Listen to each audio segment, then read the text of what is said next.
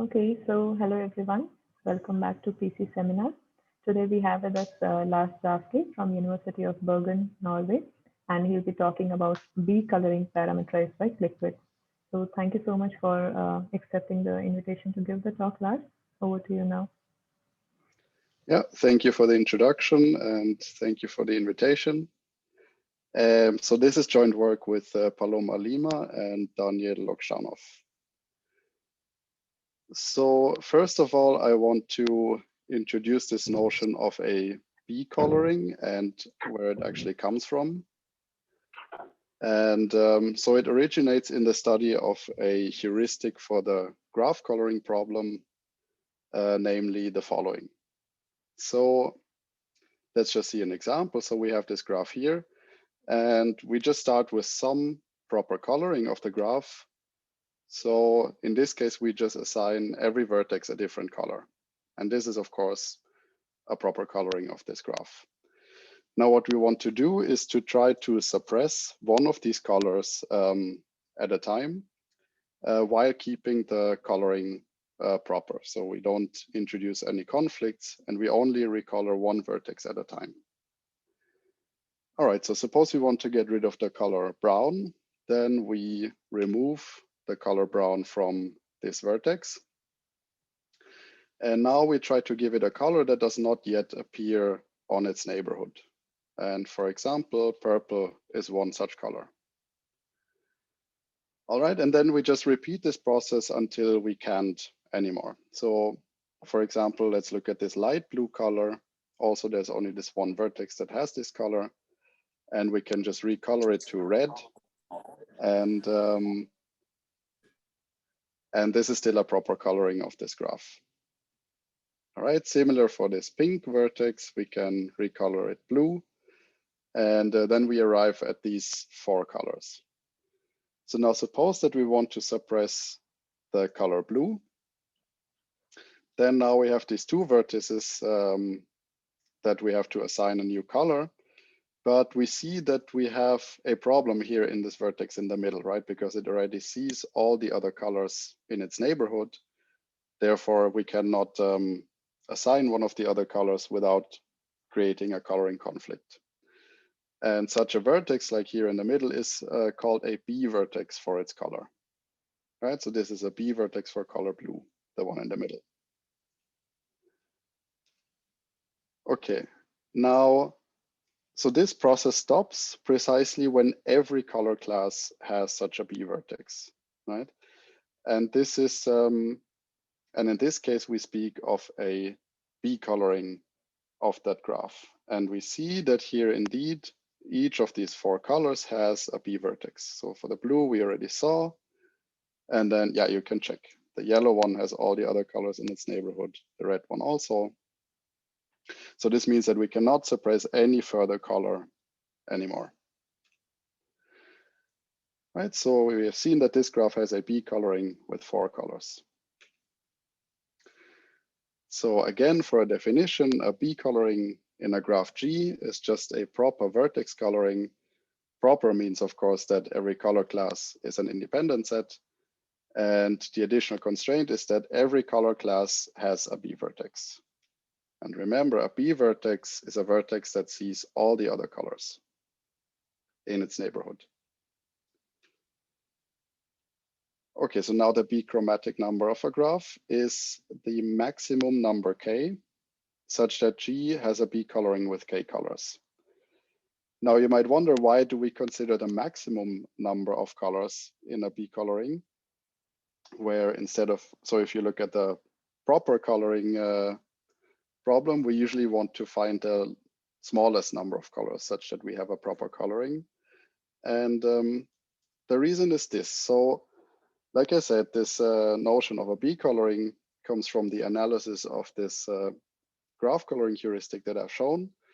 And the point is that in the worst case, on a graph G, this heuristic stops with a coloring that has B chromatic number of that graph many colors.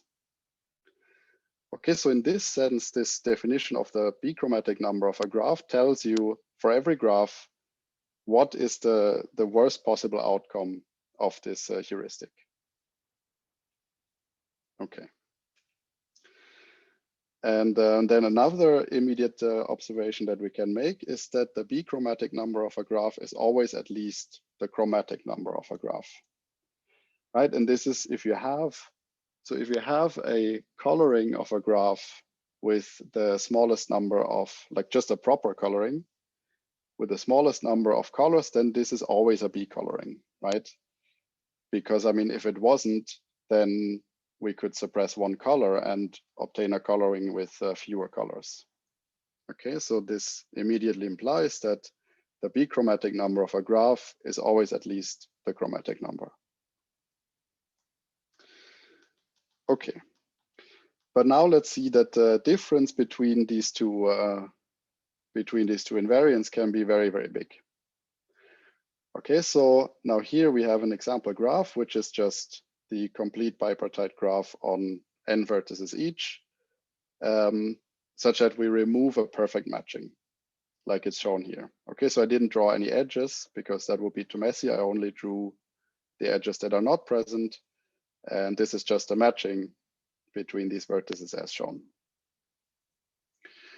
All right, so obviously, because this is a bipartite graph, the chromatic number of this graph is just 2, right? We just give one, like each of these parts of the partition, we give one color, and that of course is a proper coloring.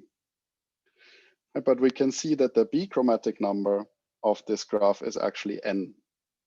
Because one thing we can do is that we just give the same color to each of these matched pairs, right? And then, well, this is a proper coloring because, well, there's only 2 guys of every color and they are non-adjacent. And you also know that, for example, this blue guy, he's adjacent to everybody else on the right, except this, like this blue partner, so to say. And this means that this blue guy has a neighbor in all the other color classes as well. Right, so this is a B coloring of that graph, and it uses, well, n colors. Okay, so this is a big difference between the chromatic number and the B-chromatic number. And there is one other thing that I want to point out, which is that which is sort of a notion of continuity. Right? So if you have a graph G, then you know that for every integer k that is at least the chromatic number of that graph, we have a proper coloring with that many colors. Right, so of course you have a proper coloring with the chromatic number of G, many colors, but also you have one with chi plus 1, chi plus 2, and so on, many colors, because you can just introduce new colors, and unless you do something very inconsiderate, you will not create any coloring conflict, right? Okay, but this is not necessarily the case for the B-chromatic number. So in particular, you can have a graph G and some integer that sits between the chromatic number and the B-chromatic number, so strictly, of course, in between these two, such that G has no B coloring with that many colors. And again, we can look at this example I just showed you.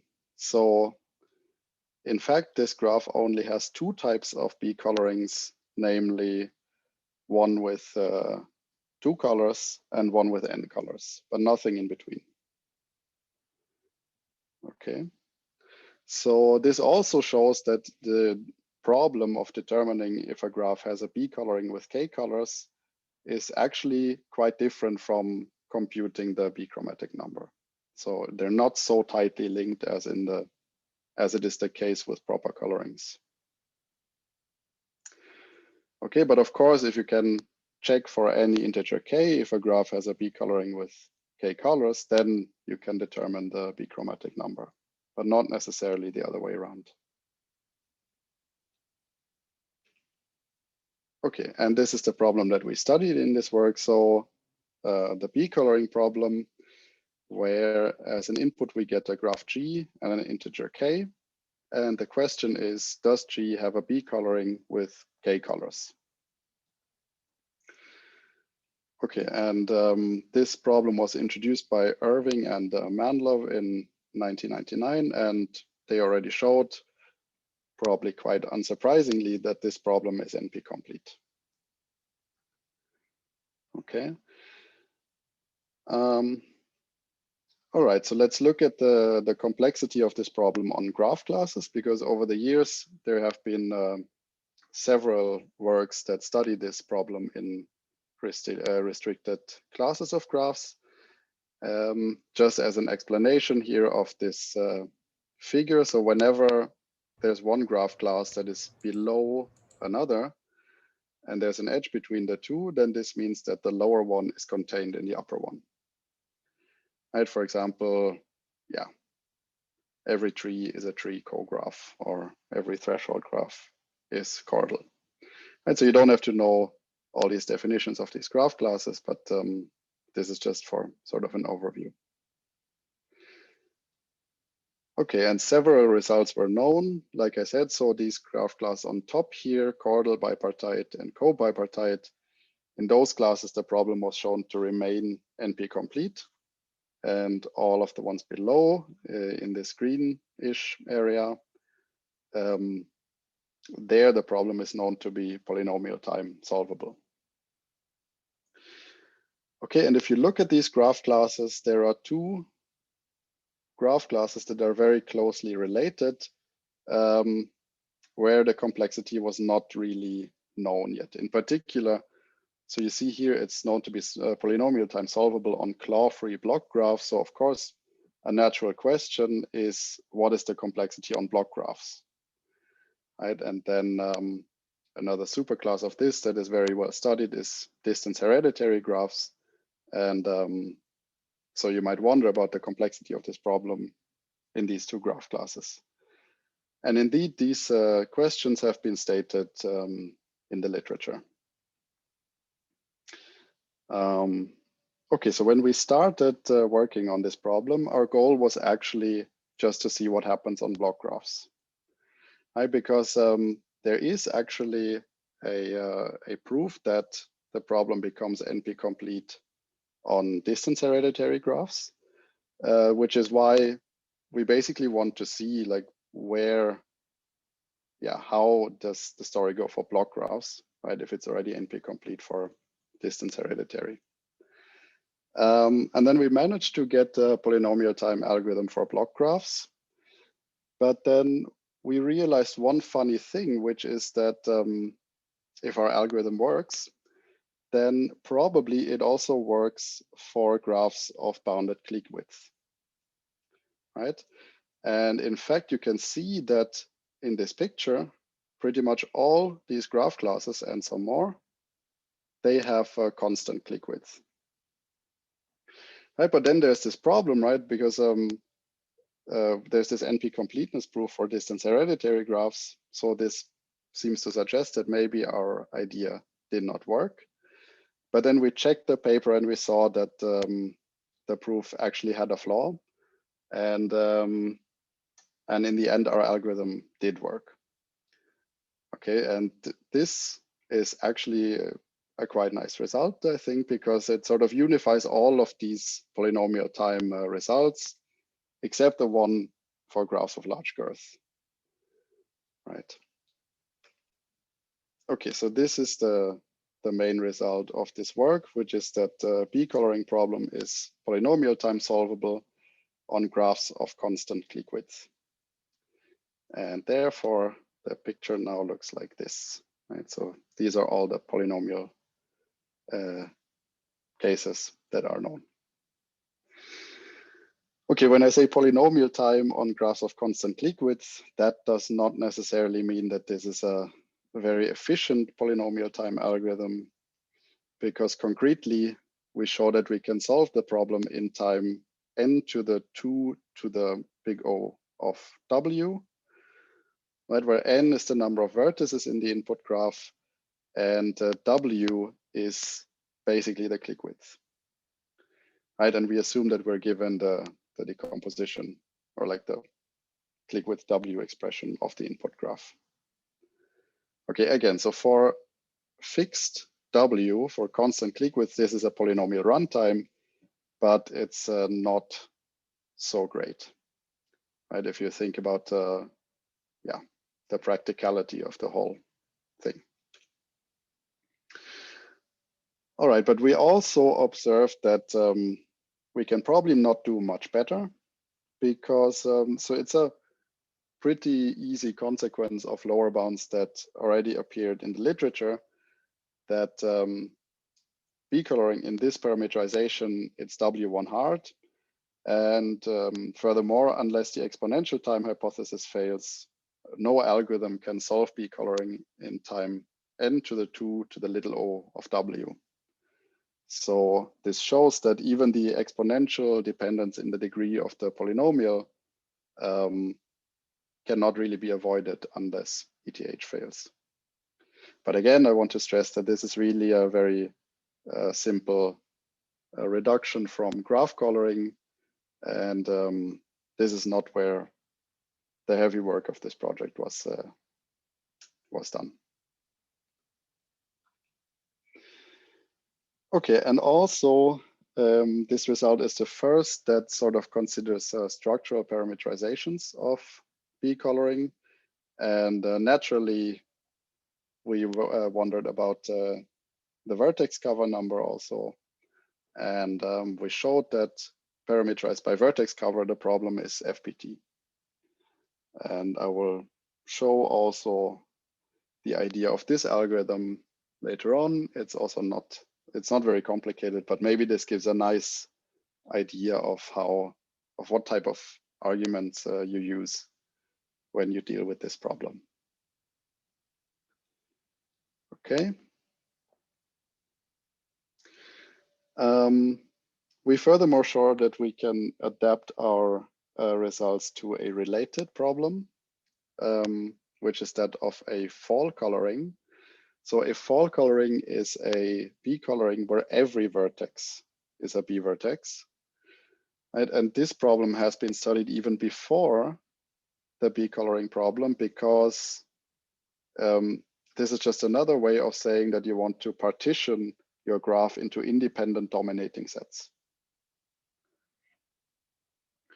Okay, and well, we see that we can quite easily modify our algorithm to also solve this problem, and then we get the same algorithmic result, and we also get the same lower bound by a slightly modified reduction.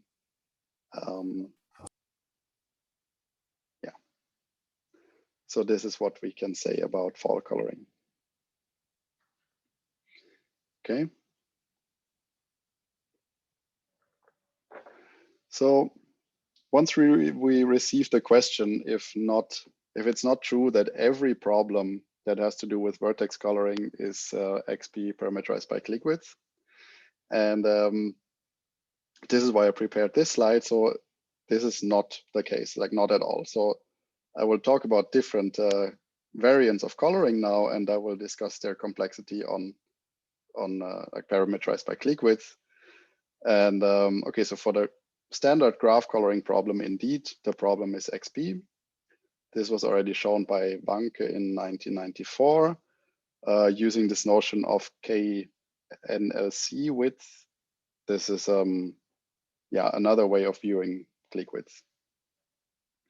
But only it took a lot of time until this was shown to be W1 hard, which was considered a big breakthrough by Fomin and others in 2010.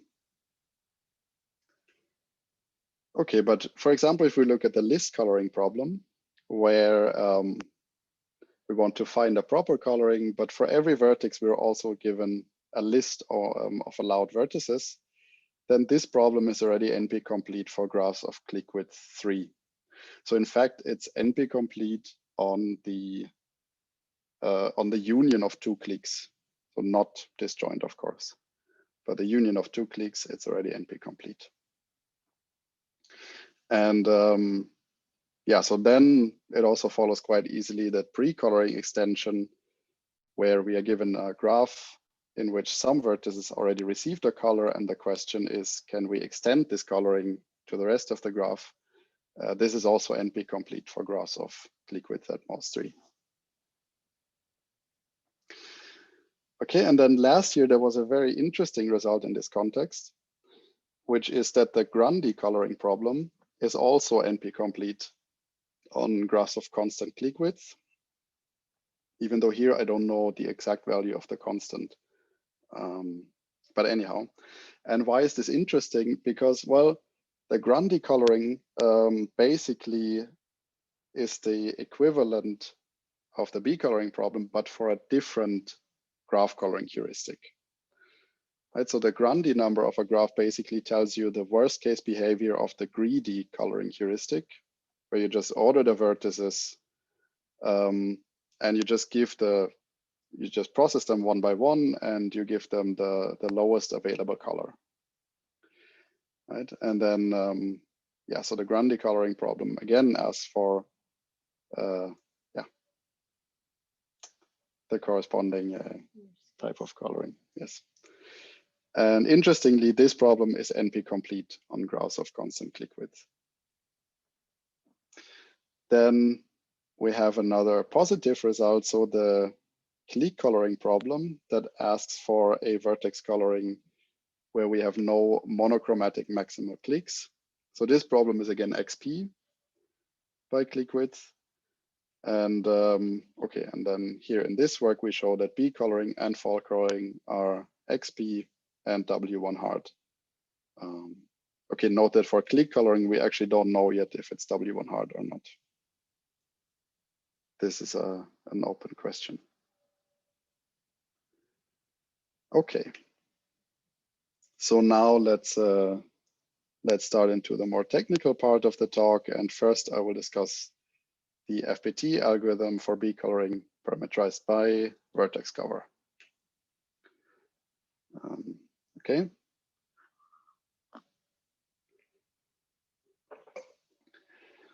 All right, so suppose we have our input graph here and we have some vertex cover S.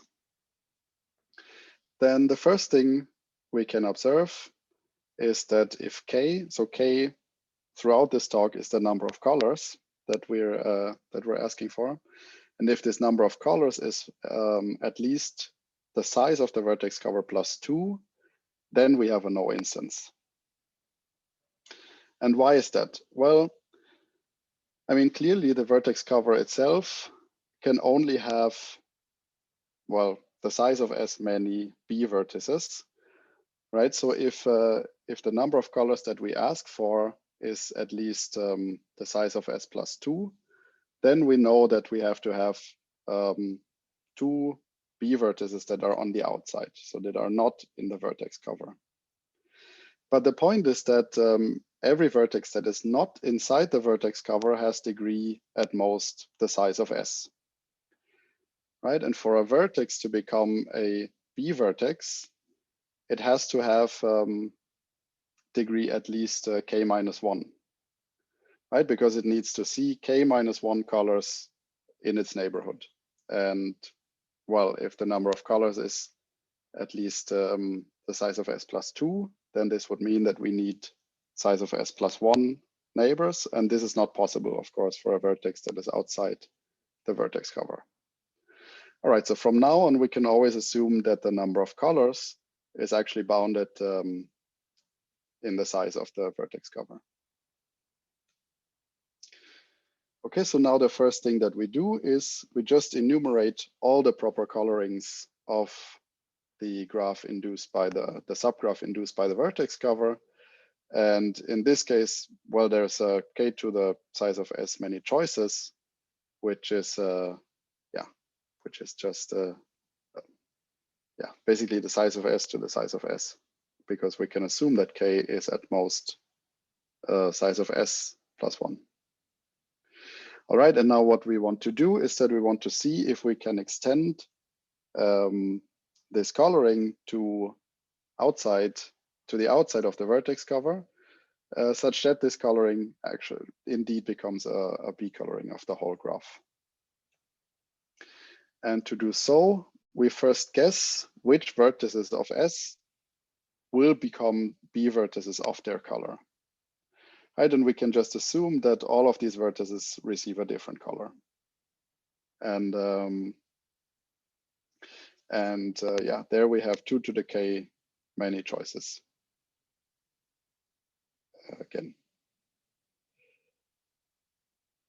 Okay, and now we denote the set that we guessed by B. And okay, so now we will try to extend the coloring to the rest of the graph such that everyone in B is a B vertex for its color.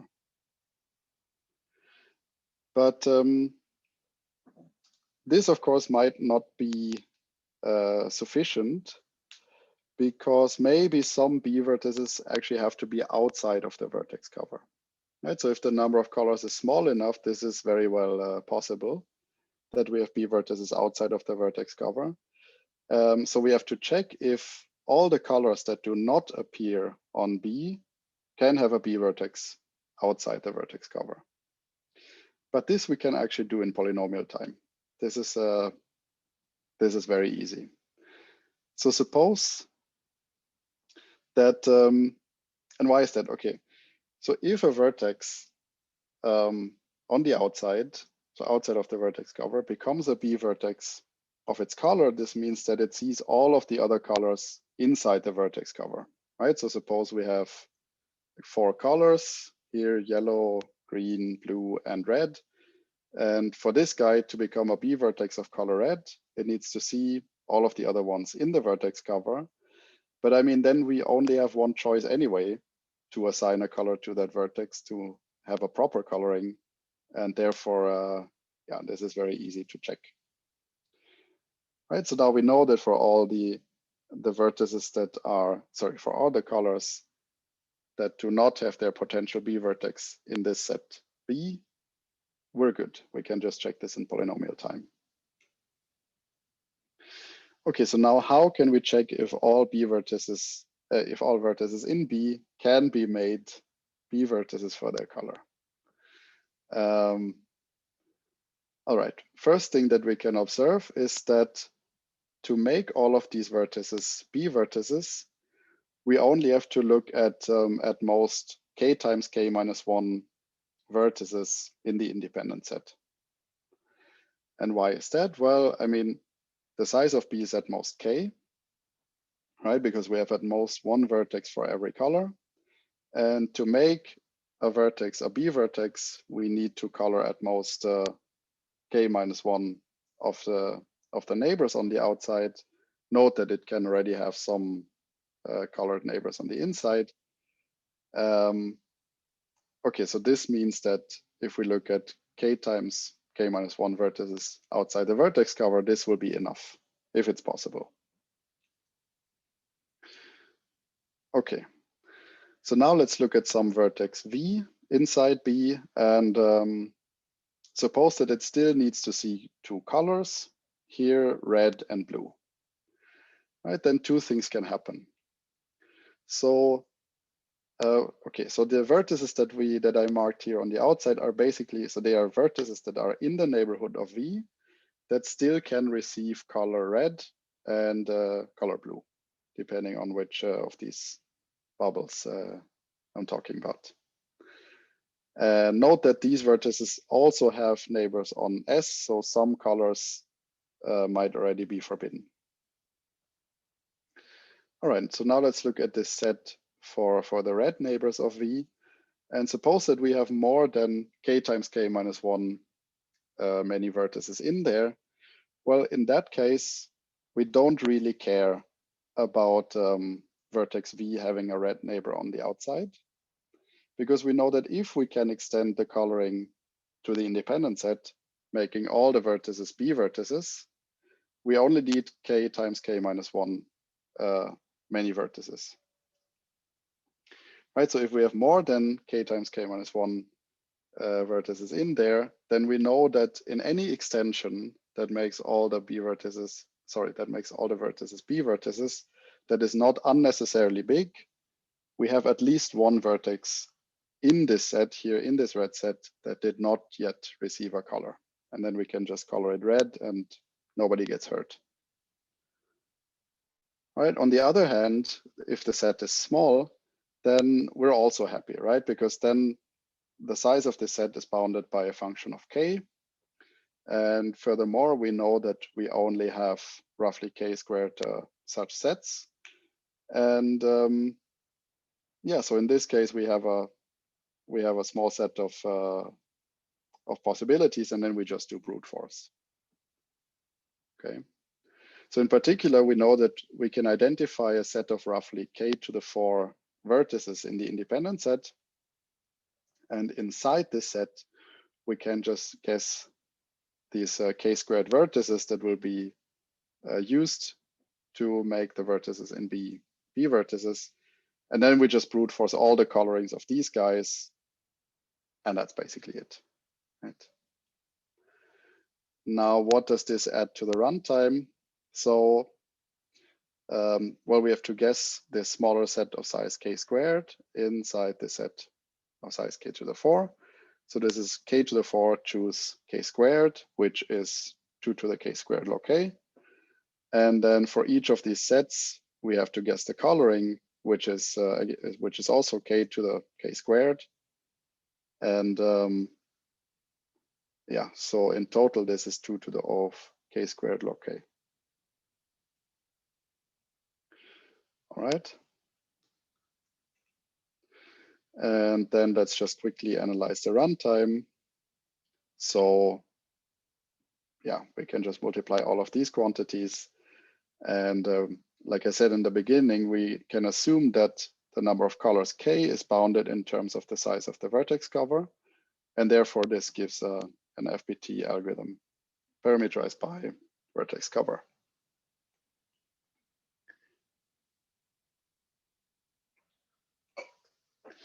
Okay, so the runtime here is 2 to the L squared log L poly n, where L is the vertex cover number. And we know that there is actually a lower bound under ETH so basically ruling out a 2 to the little o of L log L poly n time algorithm. So there's still a bit of a gap here, and it would be nice to close it. But yeah, this is one of the open questions also left in this work. Okay. So now let's look at the algorithm for Clique-Width. I realize I'm already used quite some time.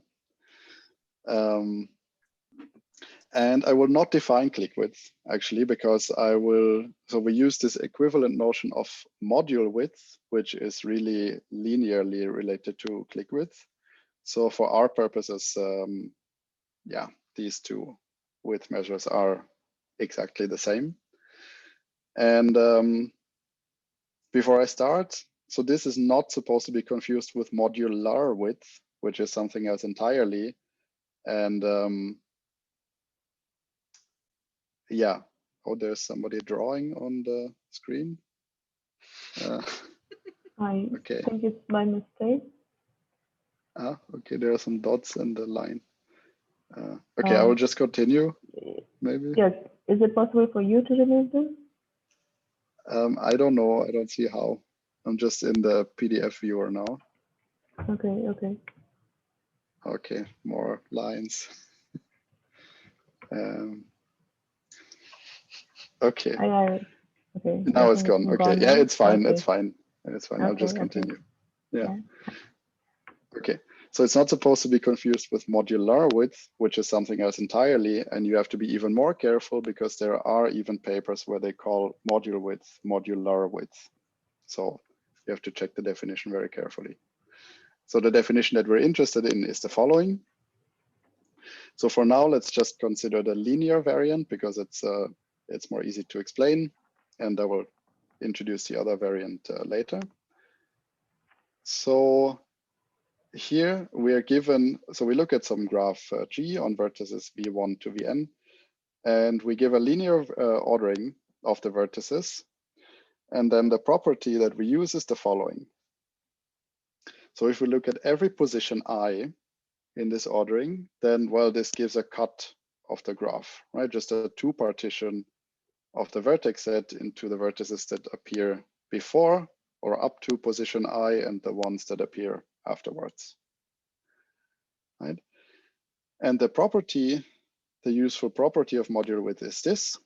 So if we look at this bipartition, then the vertices in AI, so the vertices that appeared before or up to position I, they can be grouped into a small number of equivalence classes, where two vertices are equivalent if they have the same neighborhood in BI. Okay, so if two vertices in AI have the same neighborhood in BI, then we say they're equivalent. And yeah, then this looks like this. So of course, these neighborhoods can intersect, but yeah, so the picture looks something like this. And then the module width bounds the number of equivalence classes of this equivalence relation in each position of this ordering. Right, so this ordering has module width W if at each position we have at most W such equivalence classes. Okay, and this is the property that will be useful in the algorithms. Okay. So first, let's look at how you would solve the graph coloring problem on graphs of bounded linear module width. So you would do a dynamic programming algorithm that processes the linear order of the input graph. And at each position I, we somehow have to compress the information about proper colorings of the subgraph induced by these vertices in AI. So remember, AI is the set of all vertices that appear up to position I in this order. And now we want to compress this information in such a way that we get an efficient algorithm if the module width is small. Okay, so this is roughly how it looks like, right? So we have this subgraph here induced by the vertices in AI, and we want to store information about colorings of this subgraph. And the information that we store basically has to be able to tell us for every vertex that comes later, if we can assign it some color without making the coloring improper, right? But again, we have to compress the information about the colorings because there are just too many of them. So now how can we describe these colorings of the subgraph induced by AI to be able to answer such questions? And so the crucial point is that for every color class in a coloring, it is enough, of course, to remember which equivalence classes of the equivalence relation have some vertices of that color class, right? Because we know that that all of these vertices have the same neighborhood in the outside. So in the vertices that come later in the ordering. And for example, here, if vertex V is in the neighborhood of this third equivalence class, then we know that V cannot receive this color blue that we're describing because it would create an edge inside this color class. If on the other hand, we have a vertex U that is outside both of these neighborhoods, then we can safely assign this vertex U color blue without creating a conflict. And so this is basically the information that we store. And so now we describe colorings in the following way. So the type of a color class will, like I said, just be the equivalence classes of this equivalence relation that have some vertex of this color class, right? And then we can observe that there are, of course, at most 2 to the W many types, because each, well, I mean, the number of types is just the number of subsets of these equivalence classes. And as we can see here already in this example, is that if we have two classes that have the same type, then we don't really care about calling those classes, red and blue, we just have to remember how many color classes we have of every type. And this will be enough to solve the problem. Okay, so again, so we don't care about the names of these color classes. We just remember for every possible type, how many color classes do we have of that type? And this is what is known as the I signature of a coloring, where I is just the position of the linear order that we are at right now. Okay, it just tells us how many color classes do we have for each type. And then the point is that if we have two colorings that have the same I signature, then they will behave in the exact same way when it comes to extending these colorings in the future. Yeah, therefore, this is enough information to keep track of in our algorithm. Okay, and the nice thing is that an upper bound of the signature, an upper bound on the number of signatures is of course n to the 2 to the w, right? Because we have 2 to the w many types, and for every type, we remember that we have either 0, 1, or something something up to k many color classes. Therefore, this is a very trivial upper bound on the number of types. And this is something that is XP in the Clique-Width, right? And this is basically where this runtime comes from for graph coloring, right? But now the question is, how can we incorporate information about the B vertices? And this is a bit more tricky. And so let's look at some ideas that don't work, and then I will tell you in the end what does work. So the first idea is that, so for example, here we have this vertex V, and suppose that this vertex is supposed to become the B vertex of color blue once we finish the computation, right? So, so the idea would be that we keep track during the algorithm which colors the vertex V has already seen and which colors it still needs to see. So for example, maybe it already has a red neighbor, but it still needs some yellow neighbor later on. And then a straightforward approach would be to store this type of information. But of course, this is not possible, right? Because we cannot store which colors it has seen because we forgot the names of all the colors. So this is clearly not something that will work. Okay, so what about idea 2? So we remember where this vertex V sits, and we remember how many color classes of each type it has seen. Right, so here we have two color classes of the same type, right? The sort of the dashed color and the dotted color.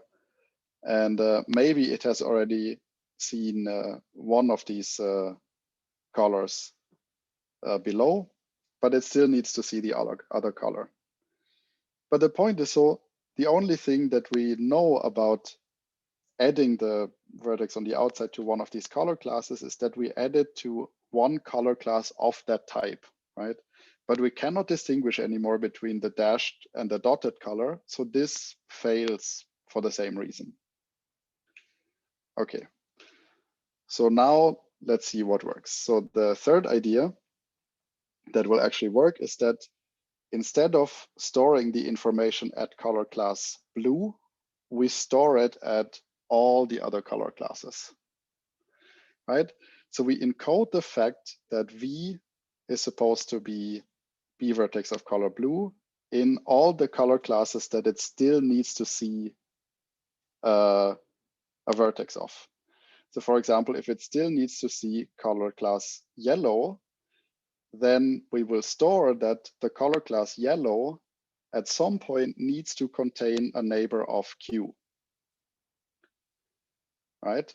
And this is some information that we can encode in the type of color class yellow without blowing up the size of the tables too much.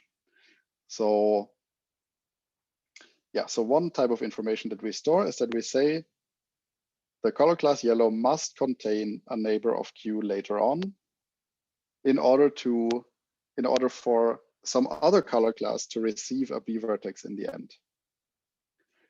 right? And this is what we call that, yeah, the color class yellow has demand to the future of Q. Okay, and then this is what will work in the end. Okay, so now what is the type of a color class in the B coloring algorithm? Well, first of all, we store, does the color class already have a B vertex in what we have seen so far? Yes or no, right? And then second, for each equivalence class of the equivalence relation given by the module width, there are three possibilities. Either the equivalence class Q contains a vertex, or the equivalence class, or the color class has demand to the future of that equivalence class, or none of the two. And now notice that here, the second part, I just want to mention it again, the second part is not because of the properties of C, but it is because some other color class C prime still needs to have a neighbor of color C so that C prime can have a B vertex in the end. Right, so this is sort of the trick that is making this work. So let's look at an example.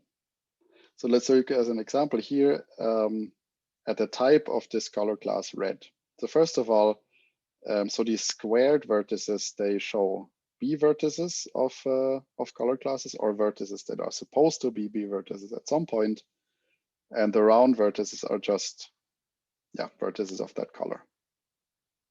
Okay, so we see that the red color has a B vertex in Q2, and now let's see what is its type. So there are red vertices both in Q2 and Q4. So we have option 1 for Q2 and Q4. Now Q3 contains this blue B vertex, and this blue B vertex does not yet have a red neighbor. Therefore, it needs to have a neighbor in the future, which means that red has demand to the future of Q3. Right, so we're in option 2. And finally, in Q1, we see that there's a B vertex of color yellow, but that one already has a red neighbor, so we have option 3, right? We don't really care about what happens with the neighbors of Q1. Okay. Now, one thing I want to point out also is that options 1 and 2 cannot happen at once. Why not? So suppose that Q3 also contains a red vertex, right? So in order for the blue guy to become a B vertex of its color, it needs to see a red neighbor, but then this would introduce a coloring conflict between the red vertex that is in Q3 and the guy on the outside. So therefore, these three things are really mutually exclusive. Okay. And now we can see that again, we have that the number of types is roughly 2 to the O of the module width or the clique width. And okay, so we will denote the set of these types by at position I by types I. Okay, so a bit formally, the I signature of some coloring is now a map that for every type tells us how many colors of that type we have in our coloring. And so this is basically what I said before, only now slightly more formally. Okay, so I don't have too much time left, but I still want to say a little bit about the algorithm. Okay, yeah. Of course, the point of this algorithm is that it's enough to ask for each of these I signatures, is there a coloring with that signature? And we have n to the 2 to the O of W, many I signatures. Okay, so now I want to say a few words about the algorithm. And now I will explain it in terms of the non-linear variant of module width, which is defined in the following way. So instead of having a linear order on the vertices, we have we can assume a rooted binary tree, right? Where the leaves of that tree, so we map the vertices of the graph to the leaves of that tree. And then we can look at every node T in this tree. And this again gives us a bipartition of the vertex set of our graph by looking at the vertices that are mapped to the leaves in the subtree rooted at T and the ones that are not. And so here in T, we have these 6 vertices below and the rest is somewhere above. So this gives us this bipartition as shown here. And now the module width of such a decomposition is again the same thing. Right, so at each such node, we know that the number of equivalence classes is bounded by some W. Okay, and the algorithm in this case will be bottom-up dynamic programming. And so there are basically 2 cases to consider. One is how to compute the table entries at the leaves, and one how to do it at the internal nodes. Okay, so let's see what happens at the leaves of the decomposition. So let's look at all the possible colorings that we can have. And well, I mean, in this case, we have a we only have one vertex in the subgraph below, right? And let's call this vertex V. And we only have one equivalence class of this equivalence relation, namely the one containing the vertex V. Now, every coloring of that graph is just assigning V some color, and there are 2 options that we have to consider. One is that V will not be the B vertex of its color, right? And in this case, we have a coloring with the following signature. So we have one color of the type, it has no B vertex, right? And this equivalence class Q, consisting only of the vertex V, contains a vertex of that color, right? And then we have K-1 colors of the type, we have no B vertex, and Q contains no vertex of that color, and we don't have any demand to the future of this equivalence class. And this is because, well, V is not supposed to be a B vertex of its color. Right, the second type of a coloring is that V will be the future B vertex of its color. And then we have one color with the type, it has a B vertex, right? And Q contains a vertex. And now we see that for V to become a B vertex, we now encode this demand in the description of all the other color classes. Right, so we have K-1 colors with the type, we don't have a B vertex of that color class, but the color class has demand to the future of this equivalence class Q. And this is and here this demand sort of gets initialized, and if the algorithm does things correctly and all the demands are fulfilled while we go up the tree, then we know in the end we indeed have that V is a B vertex for its color. Okay, so now let's look briefly at how things go at the internal nodes of the decomposition. And here the picture is a bit more complicated. So we have some node T with children R and S. And then we have one equivalence relation for the vertices that are below R, one equivalence relation for the vertices that are below S, and all of the rest. Right, so here we assume that these equivalence relations have only 2 classes each. And we have quite a bit of structure in here. In particular, we know that if we look at every equivalence class, for example, look at the top one in VR, and if we look at the vertices that are in VS, so if we look at an equivalence class in VS, we know that either everybody in that equivalence class of VR is connected to those guys or nobody, right? Because we already know that all the vertices in the equivalence class at VR have the same neighborhood in what comes next. Okay, we also know that, so now we get sort of this bipartite graph here on the equivalence classes, And an edge between two equivalence classes just means that all the edges are present, and a non-edge means that none of the edges are present.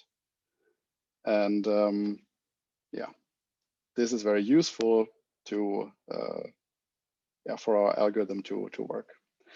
And then we also know that we can derive the equivalence classes of the equivalence relation at T by just taking the union of some equivalence classes of these two equivalence relations, just based on what kind of neighbors they have in VT bar. Right?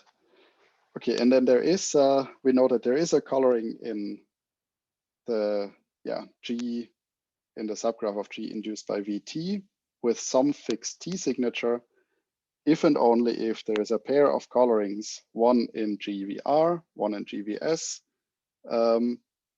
with some R and S signature that are compatible with that T signature in some sense. And yeah, so now I would have to explain to you what compatible means, of course. So this is just, yeah, so this is the last missing piece. And okay. So the point is that if we look at color classes in colorings of GVT, then they are obtained by taking the union of a color class in GVR and GVS. Right? And if we take two color classes and we take their union, then two things can happen. Either we do get a color class that has some type in this equivalence relation at T, or we don't obtain a color class at all. And in the first case, we say that the color classes, the types are compatible. In the second case, we say they are incompatible. So let's look at an example here. So for color classes to be compatible, of course, we cannot have an edge between two equivalence classes that both contain vertices of the color class, because otherwise we have an edge inside the resulting set.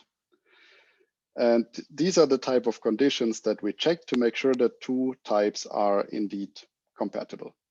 There's a bit more to it, but I will skip that now because of lack of time.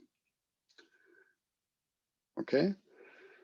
And then how can we decide if two signatures are compatible? Well, we make an auxiliary bipartite graph. One side has all the types at R, the other side all the types at S. And whenever two types are compatible, then we connect them by an edge. And we can actually see that in this case, there is one unique type at T, such that if we take the union of a color class of type rho 1 and a color class of type sigma 2, then we always get a color class of that type tau 1, 2. There's one such type. This, of course, we have to prove, but this works out. And then the idea is that an R signature is basically a vertex labeling of the left side, right? Just telling how many color classes of each type we have. An S signature is a labeling of the right side, and a T signature will be an edge labeling of this bipartite graph. Okay, and now we say that this triple of a signature T, signature R, signature S is compatible if there is an edge labeling that is good in some sense, meaning just that the numbers work out, basically. And okay, so I will cut it a little short. So there are 2 to the O of W vertices in this auxiliary graph. And if we brute force all these edge labelings, we take n to the 2 to the O of W time. And this is good for us because that is within what we claim for our runtime bound. And so this is roughly the idea, okay? So, okay, so for the runtime, for the leaves, we can just do it in O of n time for all the leaves because every leaf takes constant time. For each internal node and each T signature, we take, of which are n to the 2 to the W many options, we can perform this update in n to the 2 to the O of W time. And finally, well, we can just check the entries in the root. And if there is some table entry in the root that says yes, then we have a yes instance, otherwise we have a no instance. Okay, so this is roughly the idea. I hope you got a little bit out of this. And this proves the following theorem. So now I just want to mention, I think, 3 open problems. So we saw that B coloring is FBT parameterized by vertex cover, and it's W1 hard parameterized by Clique-Width. So arguably the most famous parameter sitting in between is the tree width of a graph. Right? And so what happens for tree width? Is the problem FBT or W1 hard? Our quite confident guess is that it's W1 hard, but we haven't yet managed to show it. So this is a nice open problem, I think. Then, as I mentioned before, there is this lower bound of 2 to the little o of L log L, parameterized by vertex cover L, and our algorithm runs in time 2 to the L squared log L. So it would be nice to close this gap. And finally, what about other structural parameterizations, right? Can we have some more FBT results? In particular, if we look, for example, at generalizations of vertex cover. This is also, I think, a nice direction for future work. Okay, so that's it from my side. Any questions? Oh, wait, I have a thank you slide. Thank you. Okay, that's it. Okay, thank you for the talk, Lars. It was great. And I guess we can take maybe 2-3 minutes for questions. So if anybody has questions, you can just unmute. I will just read. Okay, can you hear me? Okay, yeah, good, yeah. good. Yeah.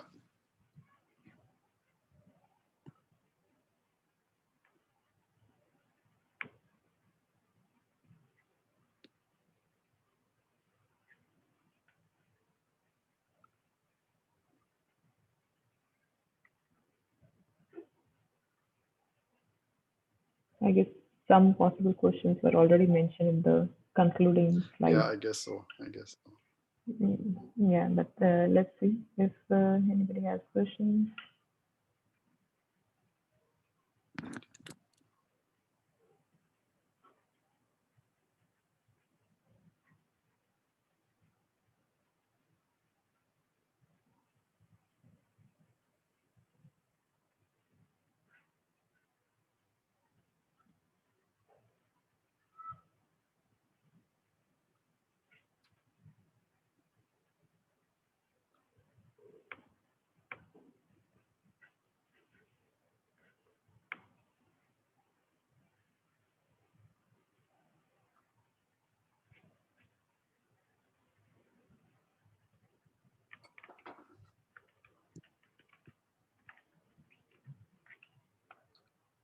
Okay, so nothing in the chat as well.